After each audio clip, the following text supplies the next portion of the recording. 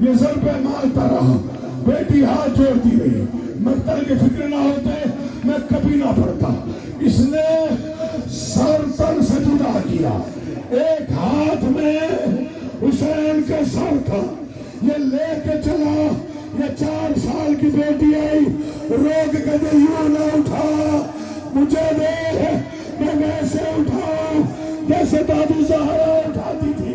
जालिम ने तमाचा मारा, सकीना के लबों से निकला, चचा पास मातम हुसैन।